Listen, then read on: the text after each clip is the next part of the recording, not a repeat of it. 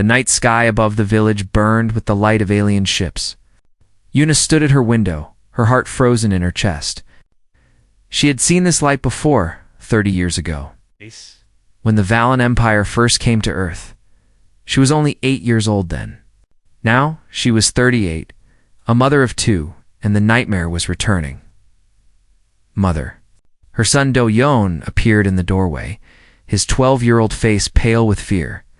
Behind him, little Hannah clutched her brother's shirt, her 8-year-old eyes wide and wet with tears. "Get to the basement," Yuna said. Her voice was calm, but her hands were shaking. Now both of you, she had prepared for this day. For 12 years, she had kept her children hidden from the Empire's registry. She had moved from city to city, changed their names, lived in the shadows. She had done everything right. But somehow, the ships had still come.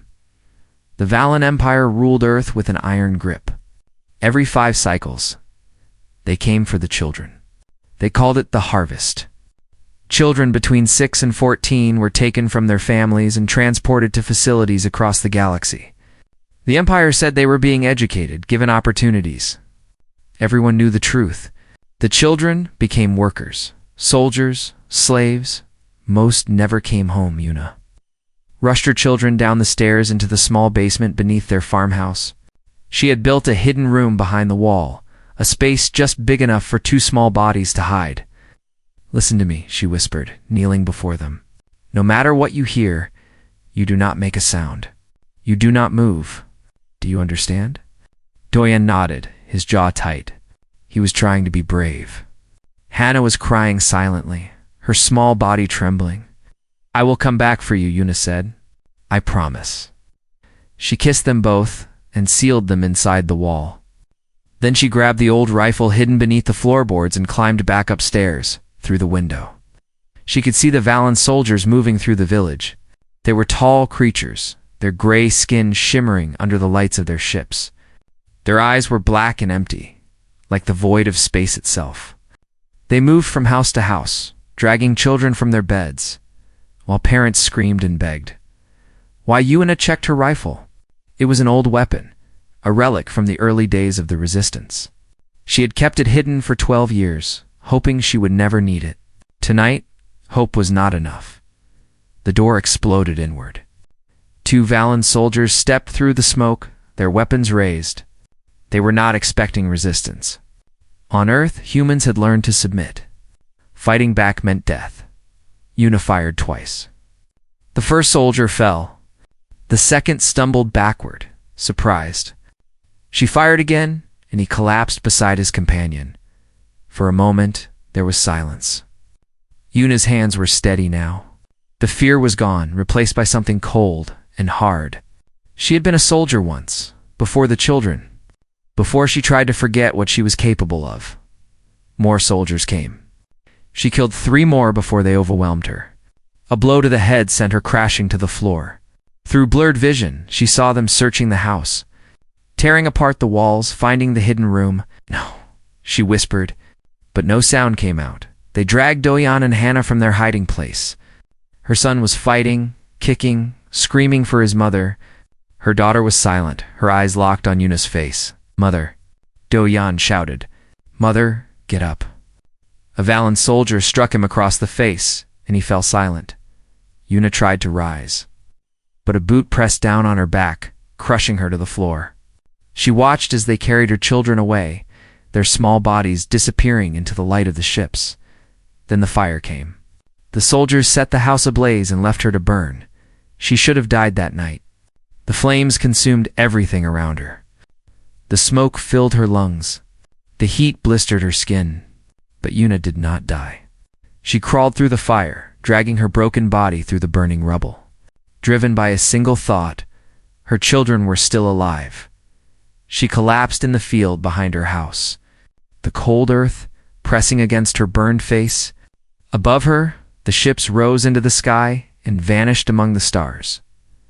3 days later, she opened her eyes. A man was sitting beside her, cleaning a knife. He was rough-looking, with a scarred face and tired eyes. He glanced at her without surprise, as if waking from the dead was nothing unusual. "You're tougher than you look," he said. Yuna tried to speak, but her throat was raw from the smoke. The man handed her a bottle of water.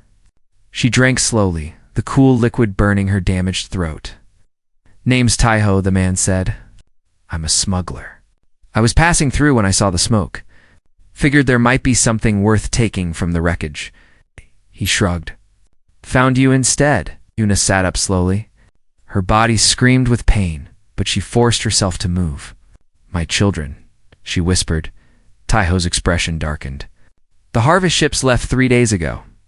They'll be halfway to the outer rim by now, heading for a processing station. Where? Could be anywhere. The Empire has dozens of facilities." He paused, studying her face. "Look, I'm sorry about your kids, but they're gone. There's nothing you can do." Yuna looked at him. Her eyes were empty, like burned-out stars. "Where do they take them? Did you hear what I said? They're gone. The Empire doesn't give children back. No one has ever where."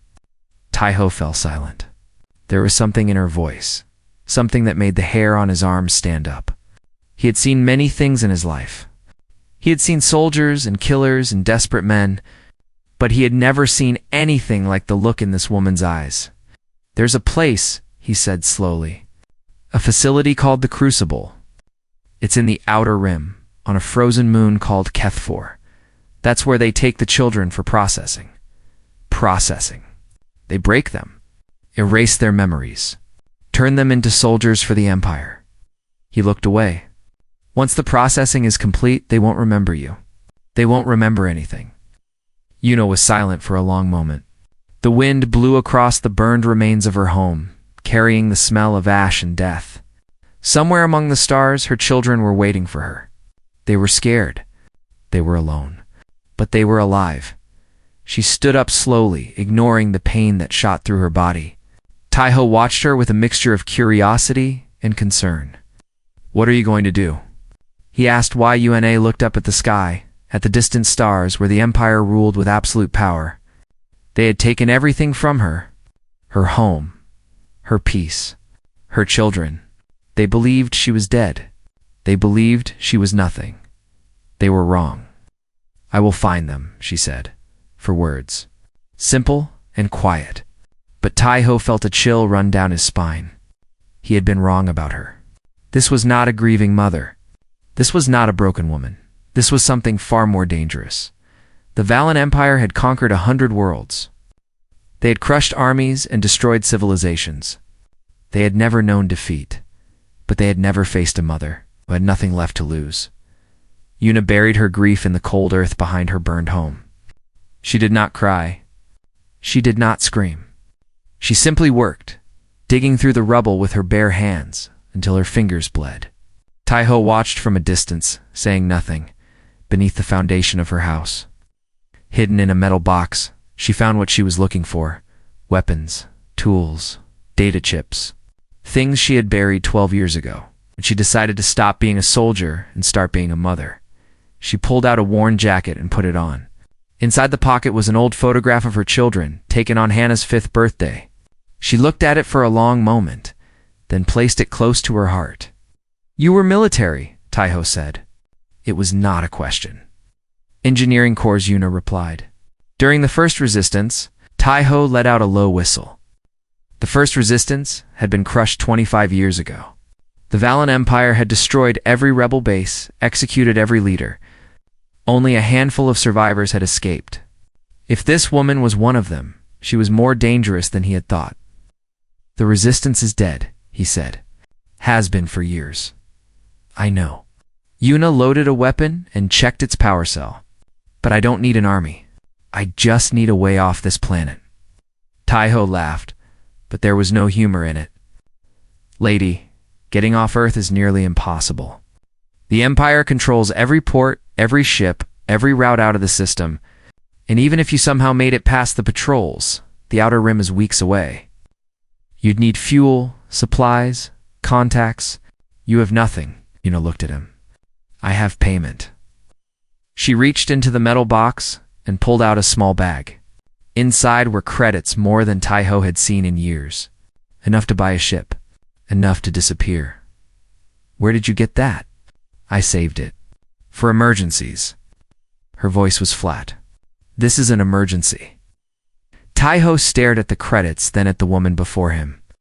She was burned, bruised, barely standing. Any normal person would have been in a hospital or dead. But she was loading weapons and talking about crossing the galaxy to fight an empire. He should have walked away. He should have taken what he could and left. But something about her made him hesitate. Maybe it was the look in her eyes. Maybe it was the way she moved, calm and focused, like a blade being sharpened. "The Crucible is a fortress," he said finally. "Thousands of guards. Defense systems. Even if you got there, you'd never get inside." "Then help me find a way." "Why would I do that?" Yuna held up the credits. "Because I'll pay you. And because you have a ship." Taiho was silent for a long moment. Then he sighed and shook his head. "You're going to get us both killed." "Probably," Yuna agreed. "But not before I get my children back." 3 days later, they left Earth aboard Taiho's cargo ship, the Silent Wind. It was an old vessel, battered and worn, but fast enough to outrun most patrol ships. Taiho had spent years modifying it for smuggling runs. Hidden compartments, false transponders, engine modifications that pushed the limits of what was legal. They slipped through the orbital checkpoints using forged documents. Yuna watched the guards scan their cargo without interest. To them, she was just another refugee, another broken human fleeing a dying world. Once they were clear of Earth's orbit, Taiho set a course for the border territories. It would take several days to reach the edge of Valen space, and several more to cross into the outer rim. "Get some rest," he told Yuna. "You look like death." She did not sleep. Instead, she sat in the cargo hold, studying data on a small screen. Taiho found her there, hours later, still reading. "What is that?" "Information on Valen technology. Their security systems, weak points in their designs." She looked up at him. "I spent 10 years learning how to break their machines." "I haven't forgotten." Taiho sat down across from her. "The Resistance tried to fight them with weapons. With armies, it didn't work, 'cause they fought like an army," Yuna said. "The Valen expected an army. They knew how to crush armies." She returned her gaze to the screen. "They don't know how to fight a ghost." On the 4th day, they reached a hidden way station on the edge of Valen territory. It was carved into an asteroid, invisible to sensors, home to smugglers and criminals and people who wanted to disappear. Taiho led Yuna through narrow corridors filled with smoke and shadows. They stopped at a door marked with a faded symbol, 3 stars arranged in a triangle. "What is this place?" Yuna asked. "A friend. Someone who might be able to help you." The door opened and they stepped inside. The room was small and cluttered with equipment. A woman sat at a console, her back to them. She had short, dark hair and a scar running down her neck. "Hi-ho," the woman said without turning around. "You're late." "I found someone," Taiho replied. "Someone you need to meet." The woman turned. Her eyes were sharp, calculating. She studied Yuna for a long moment, then smiled. "You're the one from the harvest," she said. "The one who killed 5 soldiers before they brought you down." Yuna said nothing. "My name is Bora," the woman continued. "I run what's left of the resistance in this sector. Not much, but enough to cause the Empire some problems." She gestured to a chair. "Sit. Tell me what you want." "My children were taken," Yuna said. "They're being held at a facility called the Crucible." Bora's smile faded. "The Crucible. That's where they break them. Turn human children into soldiers for the Empire." She shook her head. "I'm sorry. Once they're inside, there's no way to get them out." "There's always a way." Bora leaned forward, her eyes sharp. "The Crucible is a fortress. It has more guards than some planets. Even if you somehow got inside, you'd never get out alive." Ona met her gaze. "Then I'll die. But not before I find my children." "Right." The room was silent. Bora studied Yuna's face, looking for doubt, for fear, for weakness. She found none. "You're serious," she said finally. "I'm a mother." Bora laughed, a short, bitter sound. "The Empire has conquered 100 worlds. They have weapons that can destroy cities. And you think you can beat them because you're a mother? Yuna leaned forward. The Empire studies our technology, our biology, our history. They think they understand us. But they have never understood what a human mother will do to protect her children. Bora was silent for a long moment. Then she stood and walked to a console. She typed a series of commands, and a hologram appeared in the air between them. It showed a frozen moon, covered in ice and shadows. Keth 4 Bora said, "The crucible is built into the moon's surface. 3,000 children are held there at any time. Once processing is complete, they are shipped to military bases across the Empire." "How long does processing take?" 30 days. Maybe less. Bora looked at her. "How long since your children were taken?" 10 days. "Then you have 20 days to get there and get them out." Bora crossed her arms. "It's impossible." Yuna looked at the hologram at the fortress carved into ice, at the place where her children were waiting. "Nothing is impossible," she said. "Not for a mother." The silent wind drifted through the darkness of space like a ghost. Around them, the stars stretched endlessly in every direction. Somewhere ahead, beyond the void, the crucible waited. Yuna sat alone in the cargo hold, her eyes fixed on a small screen showing a map of Valen territory. Red dots marked patrol routes. Blue dots marked checkpoints. Between them, like threads through a needle, were the narrow paths that smugglers use to avoid detection. Tai-Ho appeared in the doorway. "We're coming up on the first checkpoint. Bora's contacts got us clearance codes, but they might not work. If the guards get suspicious, we're dead." "They won't get suspicious," Yuna said. "How can you be so sure?" "Because the Valen don't expect threats. They've ruled this part of the galaxy for so long, they've forgotten what danger looks like." She looked up at him. "Their arrogance is their weakness." Tai-Ho shook his head. "You really believe we can do this, don't you? One smuggler, one rebel, and one mother against an empire." Yuna returned her gaze to the screen. "I don't need to defeat an empire. I just need to save 2 children." The first checkpoint came and went without incident. The guards scanned their ship, accepted their forged credentials, and waved them through. Yuna watched them through the viewport, their gray faces bored and uninterested. To them, this was just another day. Another ship. Another routine inspection. They did not know what was coming. Bora joined them on the bridge as they entered the outer rim. The stars here were colder, more distant. Fewer ships traveled these routes. The Empire's presence was thinner, spread across vast distances. 12 days until we reach Keth 4, Bora said, studying the navigation display. "That gives you 8 days to get your children out before processing is complete." "It's enough," Yuna said. "It's not." Bora turned to face her. "Listen to me. I've been fighting this empire for 15 years. I've watched good people die because they underestimated what they were facing. The Crucible isn't just a prison. It's a machine designed to break human spirits. The guards there are the best the Empire has. And the commander," she paused. "High Commander Reth. He's the one who designed the child processing program. He's been doing this for decades. Thousands of children have passed through his facility. He has never lost a single one. There's a first time for everything," Yuna said. Bora grabbed her arm. "This isn't a game. If you fail, you won't just die. They'll capture you. They'll make you watch as they process your children. They'll make you see what they become before they kill you." Yuna looked down at Bora's hand, then back up at her face. Her eyes were calm, empty, like the surface of a frozen lake. "I know what they'll do," she said quietly. "I know exactly what I'm facing. And I'm going anyway. Because somewhere in that facility, my son is trying to protect his little sister. Somewhere in that facility, my daughter is waiting for me to come. And I made them a promise." Bora released her arm. "What promise?" "That I would find them." Yuna turned back to the viewport. "A mother doesn't break her promises." On the 8th day, they encountered a Valen patrol. 3 ships appeared on their sensors, moving in a search pattern. Tai-Ho cursed and cut the engines, letting the silent wind drift in the shadow of an asteroid. "They're scanning for smugglers," Bora whispered. "If they detect our engine signature, they'll know we're here. Can we outrun them?" Yuna asked. Maybe one ship, not 3.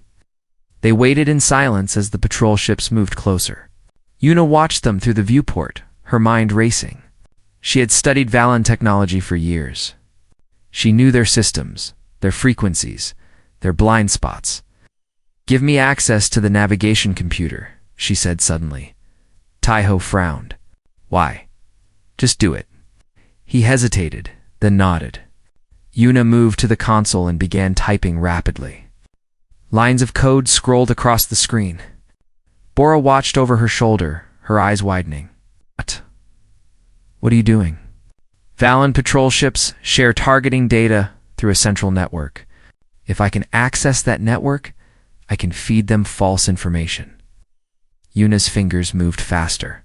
Make them see something that isn't there. It's impossible. Their encryption is outdated. Na hit a final key and stepped back. It's done. On the sensor display, the patrol ship suddenly changed course. They accelerated away from the silent wind, chasing a ghost signal that Yuna had planted in their systems. Taiho stared at the screen in disbelief. How did you do that? I told you. I spent 10 years learning how to break their machines. Yuna returned to her seat.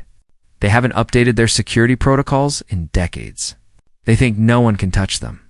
They're wrong. Bora was looking at her with new eyes. You're not just a mother. It was a lot of things before I was a mother. Yuna's voice was distant, tired. Soldier, engineer, killer. I gave all of that up when my children were born. I wanted them to have a normal life. I wanted them to grow up in peace. She paused. The Empire took that from us. So now I'm all of those things again.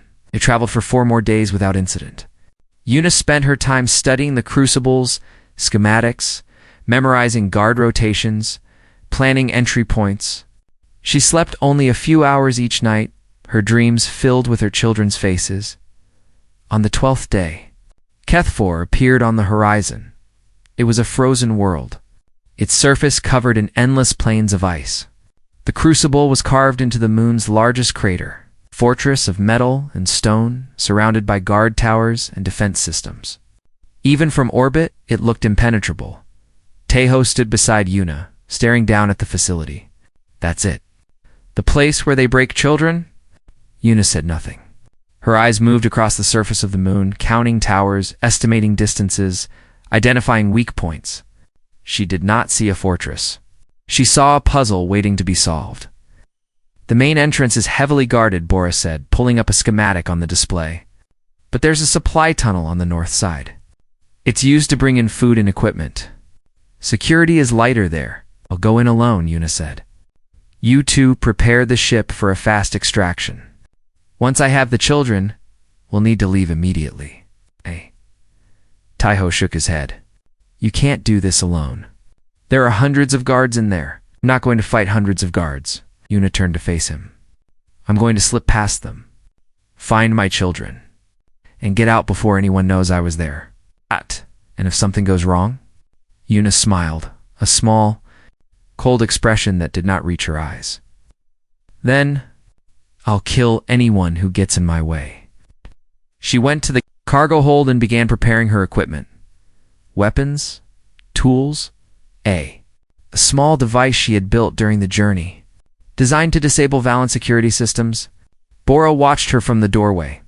I've met a lot of fighters in my life, Bora said quietly. Soldiers, rebels, desperate men and women willing to die for a cause. But I've never met anyone like you. Yuna did not look up. I'm not special. I'm just a mother who wants her children back. That's what makes you dangerous. Bora stepped forward. The Empire has faced armies. They've faced weapons. They've faced everything the galaxy could throw at them. But they've never faced someone who doesn't care about winning. Someone who only cares about 2 small lives. Yuna finished packing and stood. She looked at Bora, and for a moment, the cold mask slipped. Behind it was pain, fear, love. They're everything to me, she said softly. Everything I have. Everything I am. Without them, I'm nothing. I know, Bora said. That's why you're going to succeed. Because you have nothing to lose. Yuna shouldered her pack and walked toward the airlock. Behind her, Kethfor grew larger in the viewport. The crucible waited, cold and silent, unaware of the storm that was coming. 20 days since the harvest. 8 days until processing was complete. Time was running out, but Yuna was finally here, and she was not leaving without her children. The supply tunnel was dark and cold, carved through solid ice. Yuna moved through it like a shadow, her footsteps silent on the frozen ground. Above her, she could hear the hum of machinery, the distant sound of voices. The crucible was alive with activity. She reached a maintenance hatch and stopped. According to the schematics, this led to a storage area near the processing center. If her calculations were correct, the children would be held in cells on the level below. She pulled out the device. She had built and attached it to the hatch's control panel. A few seconds later, the lock clicked open. She slipped through and found herself in a narrow corridor lit by dim blue lights. 2 guards stood at the far end, their backs to her. They were talking in low voices, bored with their routine duty. They did not hear her approach. They did not feel her hands around their necks. They simply collapsed, unconscious. Before they knew what had happened, Yuna dragged their bodies into a storage closet and continued forward. The crucible was enormous. A maze of corridors and chambers spread across multiple levels. Yuna navigated through it using the mental map she had built over weeks of study. She avoided cameras, slipped past patrols, and disabled sensors with quick, precise movements. She encountered 4 more guards on her way to the detention level. All 4 went down silently. Finally, she reached the cells. They stretched in rows along both sides of a long hallway, each one holding a single child. The children were human, ranging from 6 to 14 years old. Some were sleeping. Others sat in corners, their eyes empty, their spirits already beginning to break. Yuna's heart clenched.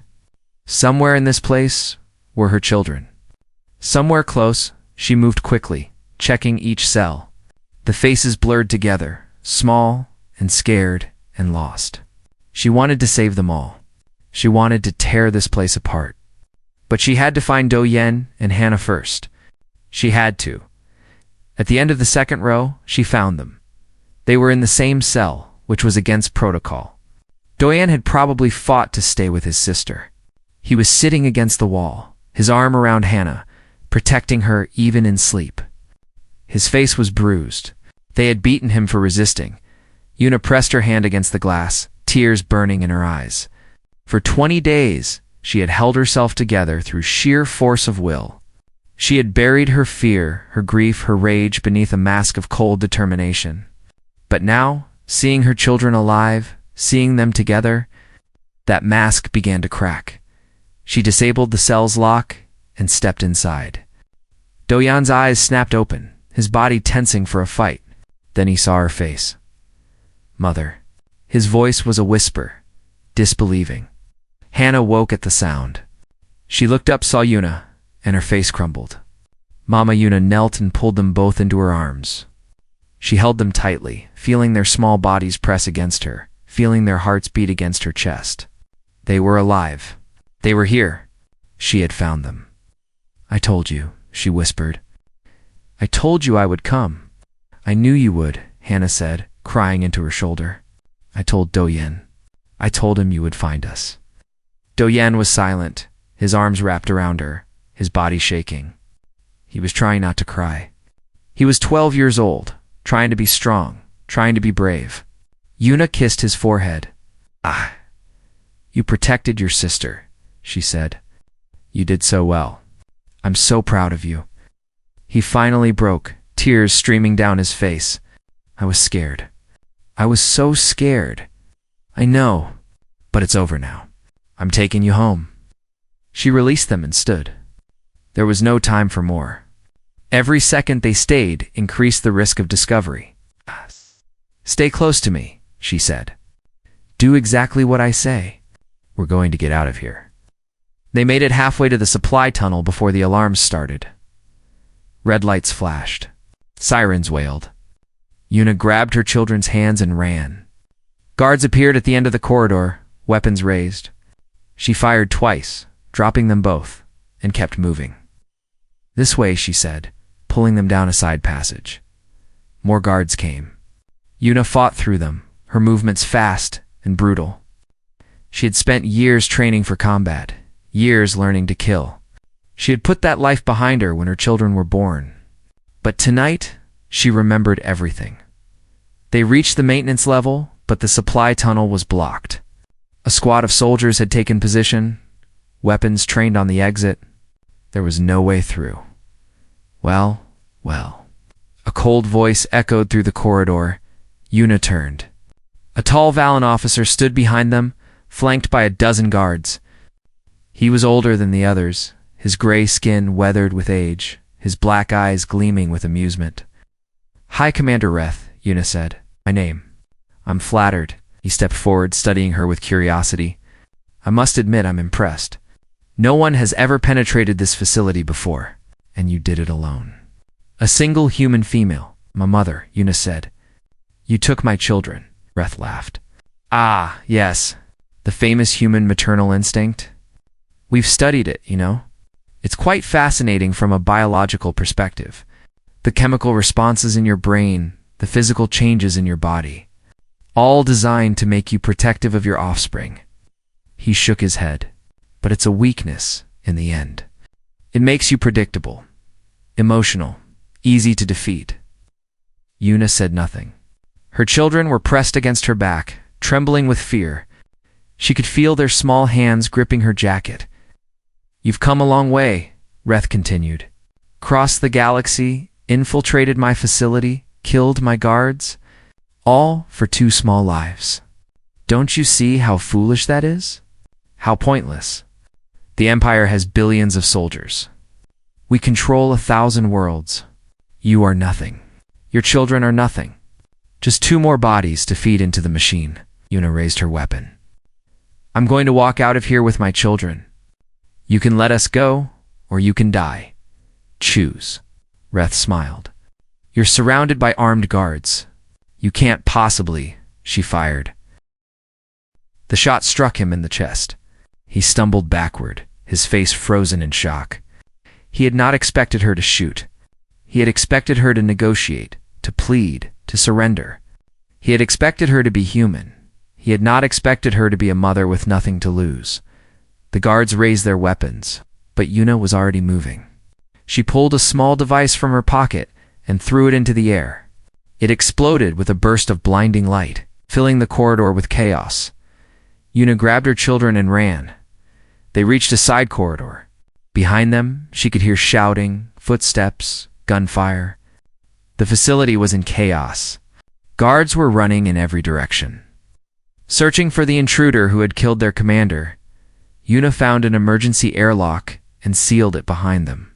Beyond the glass, she could see the ice plane stretching toward the horizon, and in the distance, the lights of the silent wind waiting for them. "Hold on to me," she told her children. She opened the outer door. Cold air rushed in, biting at their skin. They ran across the ice, the wind howling around them, the lights of the crucible fading behind them. The ship's ramp lowered as they approached. Taiho stood at the top, his eyes wide with disbelief. "You actually did it," he breathed. "Get us out of here," Yuna said. They were airborne within seconds. Below them, the crucible burned. Yuna had triggered a cascade failure in their power systems during her escape. The facility was tearing itself apart. But Yuna was not watching the destruction. She was sitting in the cargo hold, her children in her arms, their heads resting against her shoulders. Mama Hannah whispered, "Are we safe now?" Yuna looked out the viewport at the stars rushing past. The galaxy was vast. The Empire was powerful.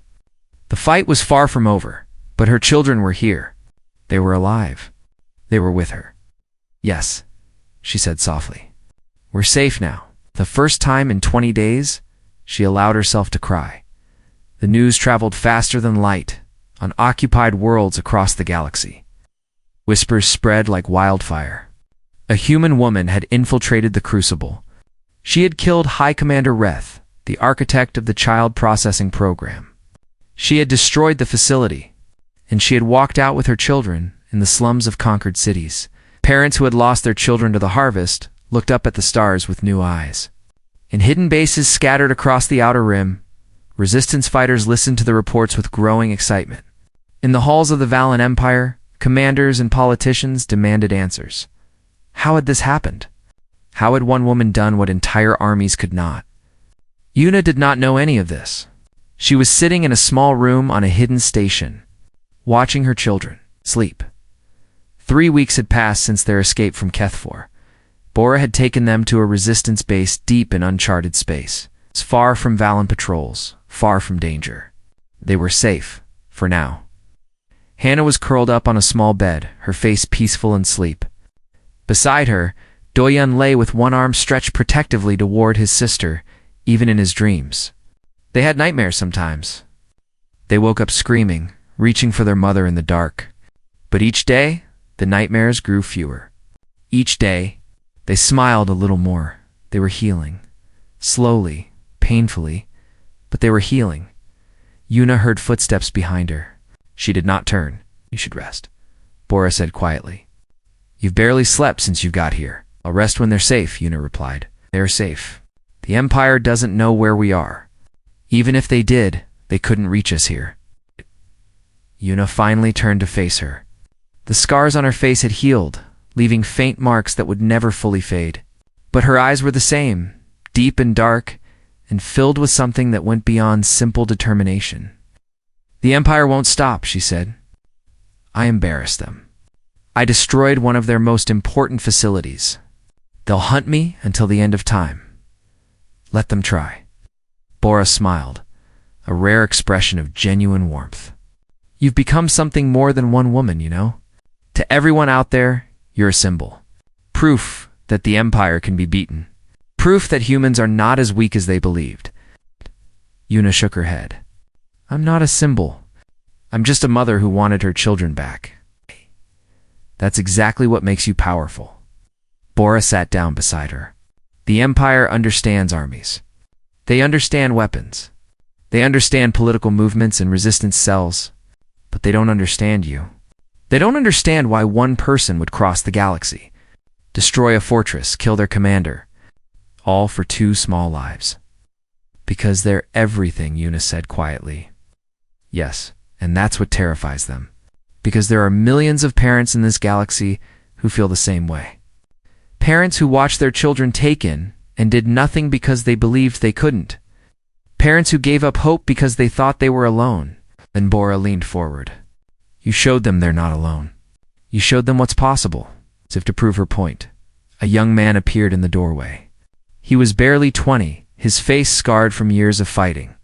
His name was Jiho, a resistance fighter who had lost his younger brother to the harvest 5 years ago. The council wants to see you, he told. Yuna, both of you. The council was a gathering of resistance leaders from across the sector. They sat in a circular room, his faces illuminated by holographic displays showing news from dozens of worlds. Uprisings, protests, acts of defiance. The galaxy was waking up. 3 more facilities have been attacked in the past week, one of the leaders reported. Parents and fighters working together. They used the same tactics you described. Infiltration, precision strikes. They're getting children out, another leader nodded. On Chorus 7, a group of mothers stormed a holding center and freed over 200 children. They called themselves the Children of the Crucible. In honor of what you did, Yuna stood silently listening. She had not asked for any of this. She had not wanted to start a revolution. She had only wanted to save her children. We want you to lead us, the first leader said. The resistance needs a symbol. Someone people can rally behind. Someone who has proven that the Empire can be beaten. Yuna looked at the faces around the room. She saw hope in their eyes. Desperation, faith. They believed in her. They believed she could give them what they needed. No, she said. The room fell silent. I'm not a leader. I'm not a general. I'm not a symbol. She looked at each of them in turn. I'm a mother who wanted her children back. That's all. That's everything. But the people don't need me. Yuna stepped forward. They need to believe in themselves. They need to know that what I did anyone can do. I'm not special. I'm not stronger or smarter or braver than anyone else. I'm just someone who refused to give up. She paused. That's the message, not me. The message is that every parent in this galaxy has the same power inside them. The same love. The same fury. The Empire tried to break us by taking our children. Instead, they woke something that had been sleeping for 30 years. She turned to leave, then stopped at the door. The fire is already spreading, she said. You don't need me to fan it. You just need to get out of the way. That night, Una sat with her children on the observation deck, watching the stars. Hannah was in her lap, her small fingers playing with the worn photograph that Una had carried across the galaxy. Do-Yan sat beside them, leaning against his mother's shoulder. Will we ever go home? Hannah asked. Una looked out at the endless darkness. Home. Their little farmhouse was gone, burned to ash. The village was gone. The world they knew was gone. We'll find a new home, she said. Somewhere safe. Somewhere we can be together. What about the other children? Do-Yan asked quietly. The ones still in the facilities. Una was silent for a moment. She had thought about those children every day. The thousands still trapped in processing centers across the galaxy. The ones who had not been as lucky as Do-Yan and Hannah. People are fighting for them now, she said. Parents, brothers, sisters, the resistance. Everyone who ever lost someone to the harvest is rising up. Because of you, Do-Yan said. Una shook her head. No, because of them. Because they finally realized they're not powerless. They just needed someone to show them the way. She held her children close, feeling their warmth against her body, listening to their breathing slow as they drifted toward sleep. Outside the window, the stars burned with ancient light. Somewhere among them, the Valen Empire was scrambling to respond to a threat they did not understand. They were sending ships and soldiers and weapons to crush the uprising. It would not work. Because this was not a war of armies. This was not a war of technology or strategy. This was a war of love. And the Empire had no weapons against that. Una closed her eyes. For the first time in years, she felt something close to peace. She had done what she set out to do. She had saved her children. She had kept her promise, and in doing so, she had lit a fire that would burn across the galaxy. The Valen Empire had conquered 100 worlds. They had crushed armies and destroyed civilizations. They had ruled with fear and violence for generations, but they had never faced anything like this.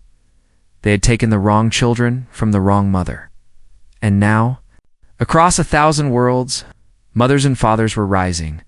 The Empire would never make that mistake again, because now they knew the truth that humans had always known.